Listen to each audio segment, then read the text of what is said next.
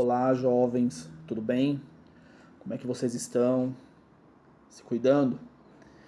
Então, para começar o segundo bimestre, a gente vai começar a falar sobre metabolismo energético.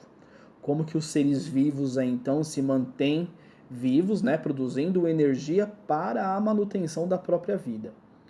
Nessa primeira aula, a gente vai começar a falar sobre fotossíntese e vamos então dar início ao conceito básico do que seria esse metabolismo. Conjunto de todas as reações que ocorrem no interior da célula caracteriza o que nós chamamos de metabolismo, certo? O que faz essas reações químicas ocorrerem continuamente é o fato de as células serem estruturas dinâmicas, né? As quais substâncias entram e saem a todo momento, principalmente através da membrana plasmática, como a gente já estudou na aula anterior. Conforme já foi visto, uma das substâncias que fornece a energia ao organismo é a glicose, que é um tipo de carboidrato. Essa substância ela é constituída por átomos que se encontram unidos por meio de uma forma de energia química. Quando essas ligações são quebradas, a energia então ela é liberada, podendo ser aproveitada pelas células na realização das funções vitais. Essa energia, por muitas vezes, é o que nós chamamos de ATP, certo?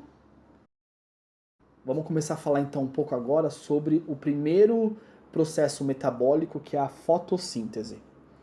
A principal fonte de energia da Terra é o Sol, que mantém a água em estado líquido e vai possibilitar a realização da fotossíntese pelas plantas e pelas algas.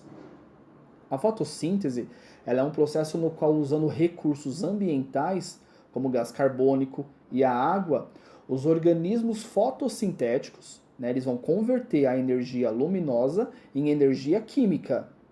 Então a planta, por exemplo, pega a energia solar, que depois, no final, ela vai transformar isso numa substância química, que no caso seria a glicose.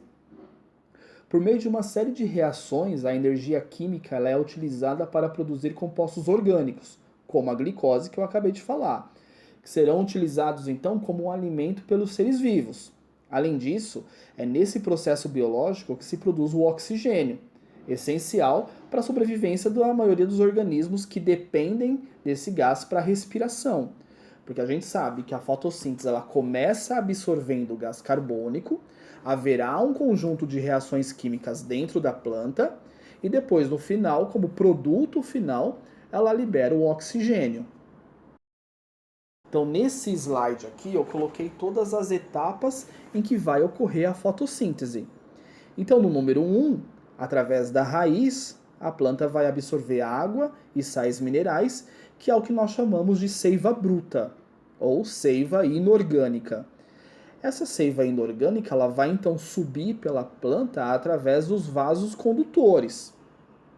Lá no número 2, então, quando essa seiva inorgânica chega lá nas folhas, a clorofila vai auxiliar então aí na mudança dessa substância. Só que não depende só da água e dos sais minerais. A planta ela precisa absorver gás carbônico e ela precisa absorver os raios solares, a energia luminosa. Isso que ocorre então no número 3.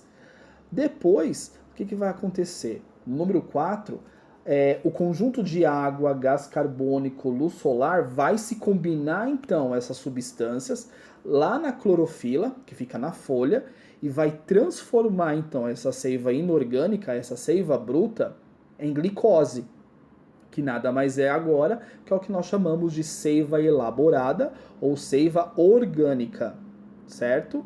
Que agora nós temos então o alimento dessa planta. Como produto final, o que vai acontecer? Essa planta ela vai liberar então oxigênio e vapor d'água, que vai ser liberado através da folha.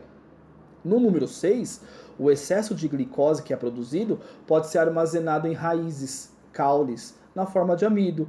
É onde então a gente encontra, por exemplo, batata, cenoura, porque esse excesso de glicose vai ficar então na própria planta e ele vai ficar então como sendo uma reserva para a própria planta.